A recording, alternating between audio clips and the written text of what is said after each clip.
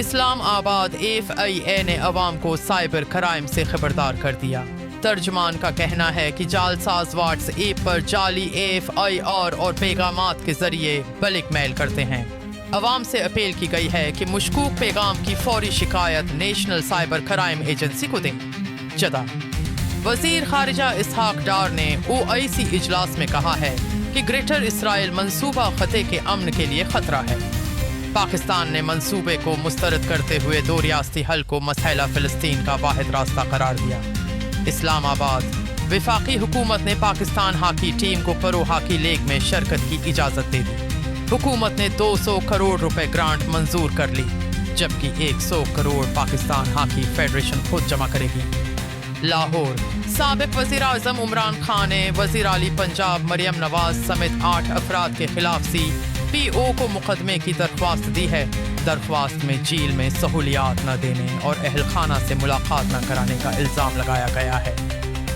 اسلام آباد سلمان اکرم راجہ نے تحریک انصاف کے سیکرٹری جنرل کے عہدے سے استعفی دے دیا۔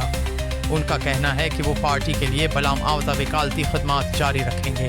لاہور ڈائریکٹر جنرل پاسپورٹس نے شہریوں کی سہولت کے لیے پنجاب میں 4 نئے سب زون قائم کر دیے۔ لاہور، گوجران والا، ملتان اور بہاولپور میں پاسپورٹ سہولت میں مزید بہتری آئے گی۔ کراچی عالمی مارکیٹ میں فی اونس سونا $3,371 پر مستحکم رہا۔ مقامی مارکیٹ میں فی تولہ سونا $3,59,800 برقرار ہے۔ نئی دہلی بھارتی پارلیمنٹ نے آن لائن گیمنگ بل منظور کر لیا۔ رقم پر مبنی گیمز پر پابندی کے بعد اسپانسر کمپنی ڈریم 11 نے BCCI سے معاہدہ ختم کر دیا۔ بورڈ کو بھاری مالی نقصان کا سامنا ہوگا۔ اسلام آباد بھارت نے دریائے ستلج میں ممکنہ سیلاب کے بارے میں دوسری بار پاکستان کو آگاہ کیا۔ پاکستان نے موقف اپنایا ہے کہ وارننگ سندھ تاس کمیشن کے بجائے سفارتی ذرائع سے دی گئی۔ لاہور صاف ستھرا پنجاب پروگرام کے تحت گھروں اور دکانوں سے کوڑا ٹیکس وصولی شروع ہو گئی۔